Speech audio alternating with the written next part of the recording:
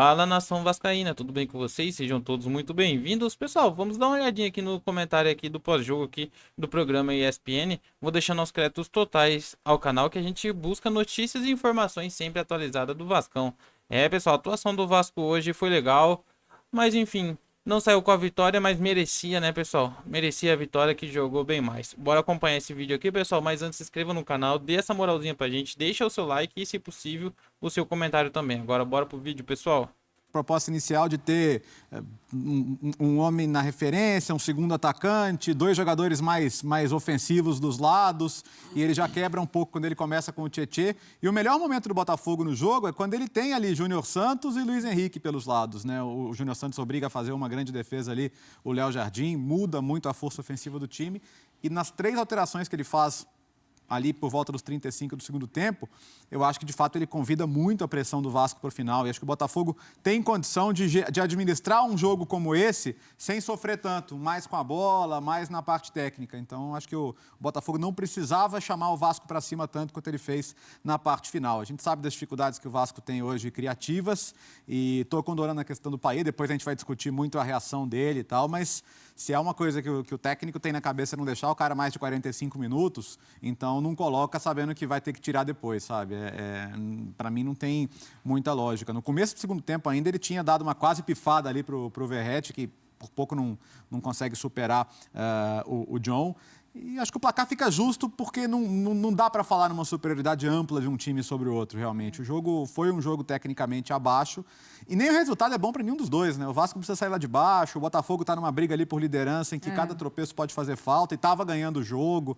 Então, acho que assim, o jogo tecnicamente não satisfez e muito menos o resultado para qualquer um dos dois. Era até isso que eu ia colocar, Léo. Estou com a tabela aberta aqui. O Botafogo perdeu a chance de dormir na liderança, pelo menos, né? E seguir ali colocando fogo nessa ponta da tabela. Vai ali a vice-liderança com os mesmos 24 pontos de Flamengo, que é o líder, e o Bahia, que é o terceiro nesse momento. E para o Vasco da mesma forma, né? Fica patinando ali na ponta do rebaixamento, é o 16º nesse momento, mas ainda os seus adversários diretos ali de dentro do Z4 vão jogar. Então, enfim, para um lado ou para o outro, um pontinho ajuda muito, não ajuda tanto, né? Se a gente for olhar aí a dinâmica de classificação.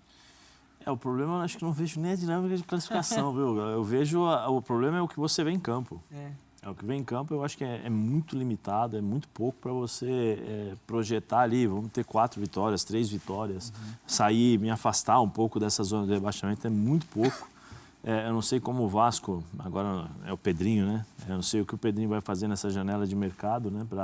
De transferências, para ver quais são os jogadores que chegam, possíveis jogadores que saem. Hoje nós iremos discutir ainda sobre a questão do Payet.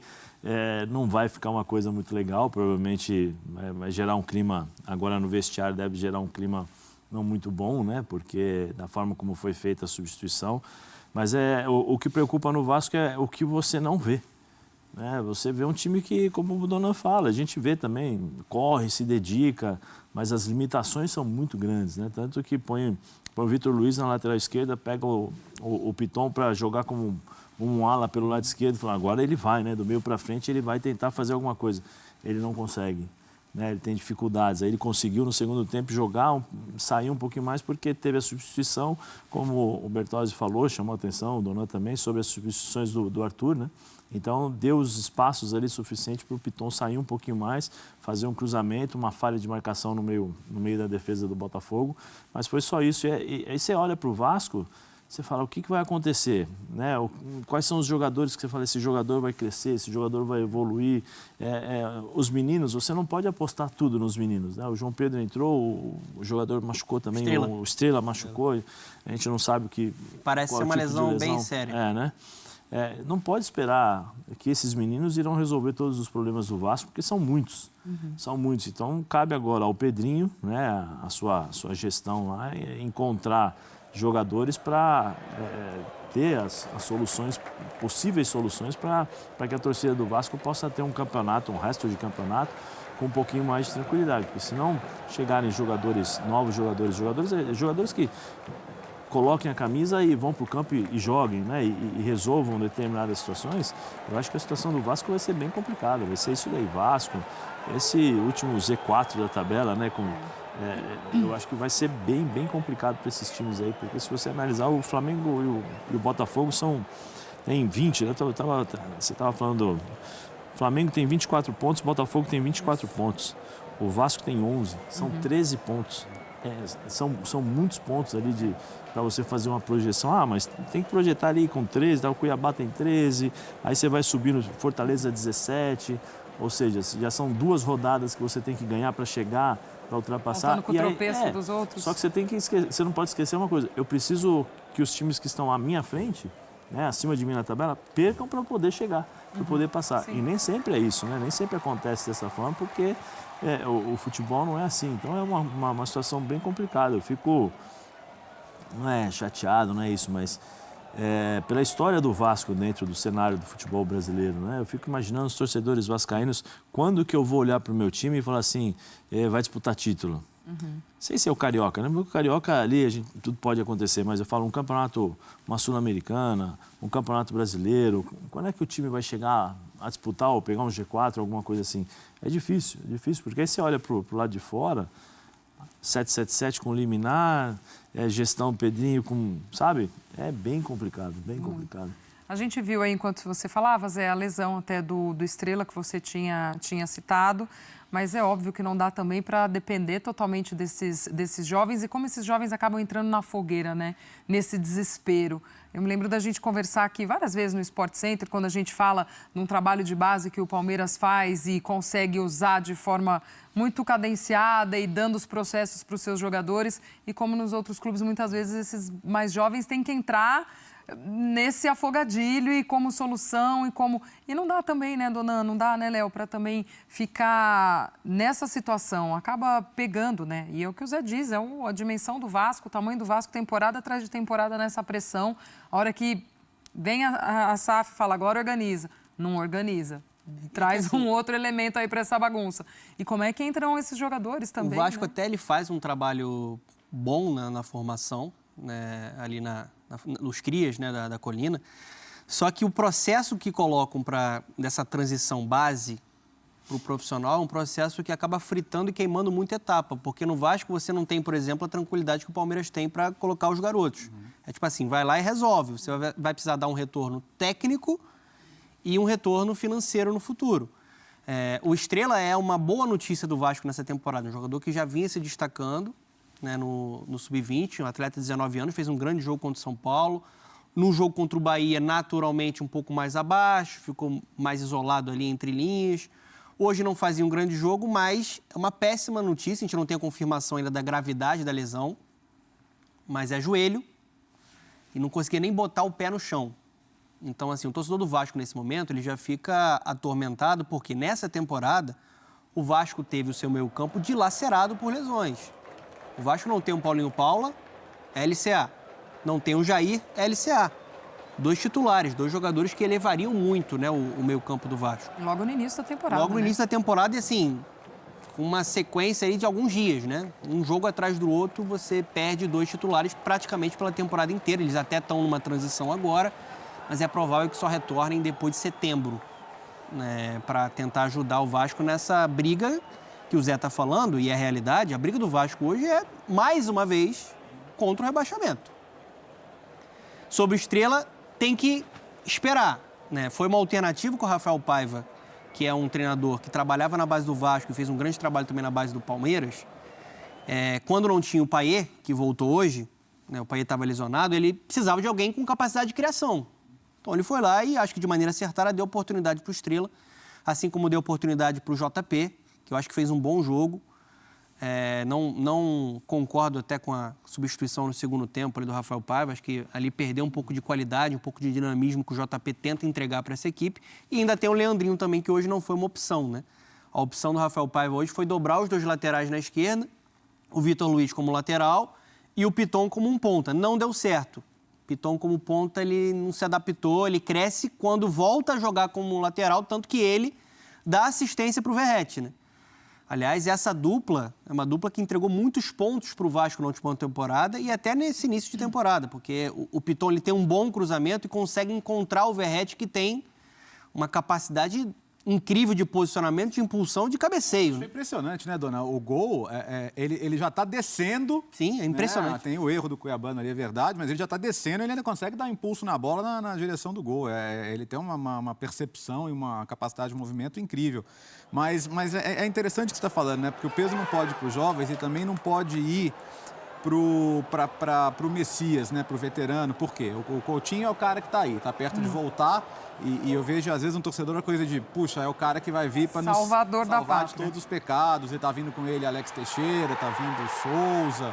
E, assim, são jogadores que ou há um tempo estão fora de uma realidade mais competitiva, ou estão buscando uma retomada de alto nível. Então, a verdade tomara que sejam muito rapidamente solução, mas não há essa certeza no momento. E outro ponto, assim, como é que você vai encaixar taticamente o melhor Vasco?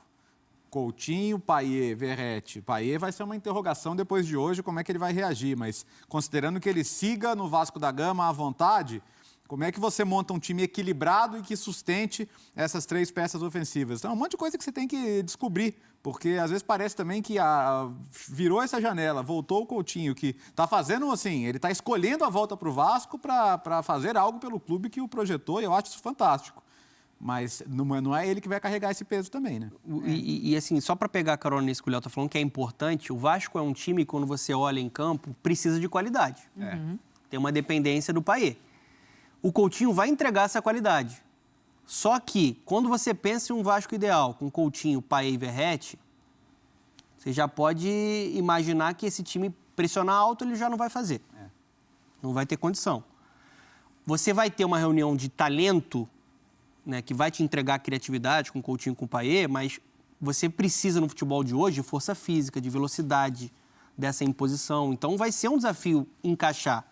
No Vasco atual, pelas opções, acho que vai ser assim, vai ser o que tem, colocar os dois. Mas vai passar muito por quem também estiver no comando, né? Exatamente. Do que vai propor como forma de jogar. E até para passar uma informação que acabou de chegar, que eu estava tentando apurar, a negociação do Vasco com o Felipe Coutinho está muito bem encaminhada, assim como o Souza e Alex Teixeira. Só que a negociação do Vasco, inicialmente, a solução que as partes encontraram é que seja uma negociação por empréstimo.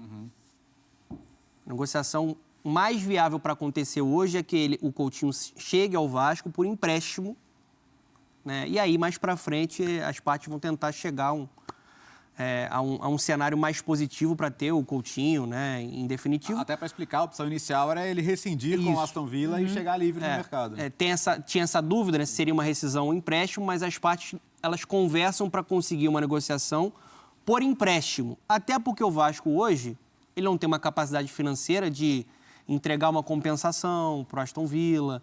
Então, vamos ver como é que vai sair. Essa próxima semana vai ser chave, né, para que essa novela acabe, né? O torcedor do Vasco está muito desgastado com isso, quase um mês já dessa novela, e está, né, com a esperança de ter o Coutinho de volta nessa equipe. A gente...